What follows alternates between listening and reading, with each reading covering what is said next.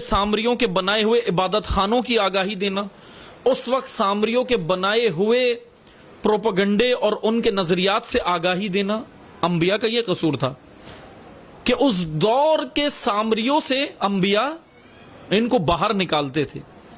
آج بھی اگر کوئی یہ کام کرے گا، سنت انبیاء پر اگر عمل کرے گا، اگر آج بھی کوئی علی کی سنت پر عمل کرے کہ لوگوں کو شعور دینا شروع کر دے، بیدار کرنا شروع کر دے، تو جانتے ہیں اس کے ساتھ کیا ہوتا ہے؟ اس کے ساتھ یہی ہوتا ہے جو آج ہمارے معاشرے میں نظر آ رہا ہے۔ اس کے ساتھ کیا ہوتا ہے؟ اس کے سامنے سامریوں کا ریوڑ کھڑا ہوتا ہے جو عوام کو گھوسالہ بنا کے لاتے ہیں گمراہ کرنے کے لیے۔ سامری نے گھوسالہ کس چیز کا بنایا تھا؟ بچھڑے کا، ایک بچھڑے کا، گائے کے بچھڑے کا گھوسالہ بنا کے، نقلی بنا کے، اس کے اندر اس نے آواز پیدا کر دی تھی۔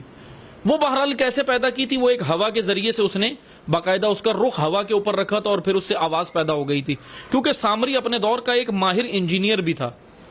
اس نے ایک آواز پیدا کر دی بالکل ایسی شے کے اندر جو حرکت بھی نہیں کر سکتی تھی۔ اس کو دیکھ کر بے شعور لوگوں نے حضرت ہارون جانشین نبی، حضرت ہارون علیہ السلام نبی خدا، ان کا دامن چھوڑ دیا اور کہاں چلے گئے؟ سامری کے گوسالے میں۔ ہارون کا کیا قصور تھا؟ ہارون نبی خدا کا، وہ لوگوں کو شعور دے رہے تھے، وہ یہ کہہ رہے تھے کہ موسیٰ کا راستہ مت چھوڑو، لیکن یہ بے شعور عوام کہاں چلی گئی؟ سامری کے گوسالے کے پیچھے۔ آج کے سامری، وہ سامری کیا لایا تھا؟ آپ یاد رکھیں، وہ سامری مقدس بچڑا بنا کے لایا تھا، عوام کے مقدسات سے کھیلا تھا وہ سامری، عوام کے مقدسات سے۔ یعنی عوام کے مقدسات سے کیا کھیلا؟ اس نے کہا کہ موسیٰ کا خدا تو تمہیں ملا بھی نہیں، نہ بات کی نہ کچھ، یہ دیکھو یہ ہے اصل خدا، یہ بولتا بھی ہے، یہ بات بھی کرتا ہے، یہ تمہاری سنتا بھی ہے، یہ تمہاری منتیں بھی پوری کرے گا، اس پر آ کر چڑھاوے چڑھاؤ۔ خواتین نکلی، سارے مرد و زن نکلے اور اس کے پیچھے ایک تانتا بن گیا۔ اکثریت ایک کو دیکھ کر دوسرے، اکثریت جہاں جا رہی تھی لوگوں نے کہا شاید حق یہی ہے۔ علی علیہ السلام نے بولا یہی ہم جون رہا ہے نہج البلاغہ میں، کہ اکثریت دیکھی کہاں جا رہی ہے اور حق کو وہیں سمجھا۔ سامری نے کیا کیا؟ مقدسات سے، عوام کے مقدسات سے کھیلا وہ سامری۔ آج کا سامری کیا کر رہا ہے؟ آج کے سامری بھی یہی کر رہے ہیں۔ کبھی ولایت کے نام پر لوگوں کو گمراہ کرتے ہیں، اپنی فیسیں بنانے کی خاطر، اپنے بینک بیلنس بنانے کی خاطر، اور برطانیہ کے ایجنڈے کے اوپر کام کرنے کے لیے۔ MI6 کا یہ لشکر، یہ برطانیہ کے ایجنڈے پہ کام کرنے والے، آج کا سامری جانتے ہیں کیا مقدس چیز لایا ہے؟ فضائل علی کے نام پر دھوکہ دے رہا ہے، یہ آج کا سامری ہے۔ اور قوم کہاں ہے؟ قوم کو معلوم بھی نہیں ہے کہ کون ہے اس دور کا موسیٰ جو ہمیں بیدار کر رہا ہے، جو ہمیں آگاہ کر رہا ہے۔ یہاں کیا ہوا؟ بنی اسرائیل نے کیا کیا؟ کس کو لان تان کی؟ سامری کو لان تان نہیں کی، موسیٰ کو لان تان کرنے لگے کہ تو ہمیں ہمارے آبا کے دین چھڑوانے آیا ہے۔ آج کا سامری یہی کر رہا ہے، کبھی ولایت علی کے نام پر دھوکہ دے رہا ہے، کبھی عزاداری جیسی مقدس عبادت کے نام پر آج کے سامری گمراہ کرتے ہیں۔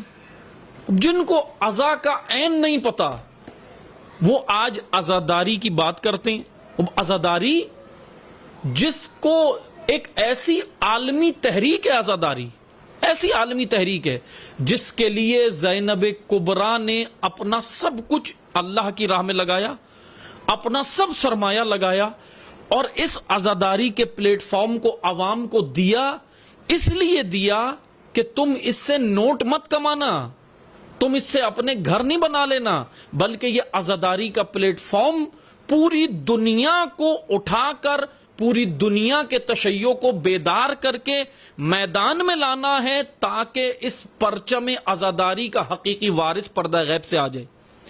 یہ ناصر تیار کرنے ہیں عزاداری سے۔ عزاداری رسم نہیں ہے، عزاداری سے ناصران دین تیار کرنے کے لیے یہ پلیٹ فارم دیا گیا ہے۔ عزاداری کے پلیٹ فارم سے، عزاداری کا پلیٹ فارم کس لیے تھا؟ کہ عوام میں شعور دو۔ عزاداری کے پلیٹ فارم پر جب سامری آ گئے، ممبروں پہ سامری آ کر بیٹھ گئے، تو انہوں نے شعور نہیں، عوام کے جذبات اور احساسات سے کھیلے ہیں، آج تک کھیل رہے ہیں۔ یہ ہے آج کے سامری۔ قرآن کی نگاہ سے، علی کی نگاہ سے، امیر المومنین کی نگاہ سے اگر آج کے سامریوں کو نہیں پہچانا تو پھر خدا کیا کرتا ہے؟ خدا پھر ان قوموں کے درمیان سے وہ ہدایت کرنے والے لے لیتا ہے کہ یہ قومیں اس قابل ہی نہیں ہیں ان کی ہدایت کی جائے. پھر وہ کبھی بنو امیہ کے تلوے چاٹتی ہیں وہ قومیں، پھر وہ کبھی بنو عباس کے درباروں میں نظر آتی ہیں وہ قومیں، پھر وہ قومیں کبھی ڈکٹیٹرشپ کے تابع نظر آتی ہیں، پھر وہ قومیں کبھی لبرلزم کے تابع نظر آتی ہیں، پھر وہ قومیں کبھی جمہوریت میں، کبھی ماموریت میں، کبھی آمریت میں سب کے تلوے چاٹتی ہیں. پھر وہ قومیں کبھی برطانیہ کی غلامی کرتی ہیں، تو کبھی امریکہ کی، تو کبھی آسٹریلیا کی، تو کبھی یورپ کی، کیونکہ یہ قومیں عزاداری کا مفہوم ہی نہیں سمجھی. عزاداری ان تمام سامریوں سے نجات کے لیے تھی. تم میں اتنا شعور آ جائے، عزاداری متعلم علی سبیل النجات تیار کرنے کا پلیٹ فارم ہے. عزاداری فعالم ربانی تیار کرنے کا پلیٹ فارم تھی. اور عزاداری اس لیے تھی تاکہ عوام کو شعور دو. لیکن یہ سامری جن کو ہم نے ممبروں پہ بٹھایا، یہ کیسے شعور دیں گے؟ کیونکہ اگر یہ شعور دیں گے تو ان کی اپنی دکان کیسے چلے گی؟ ان کی اپنی دکان بند ہوگی. امیر المومنین نے سب سے بڑا جرم قرار دیا ہے بے شعوری کو. اگر بے شعوری کی زندگی جیے، یاد رکھیں امیر المومنین کو کیسے منہ دکھائیں گے. پیرو علی علی کے پیروکار کی سب سے پہلی علامت یہی ہے کہ وہ بیدار ہوشیار ہوتا ہے. عزادار بیدار ہوتا ہے، عزادار ہوشیار ہوتا ہے.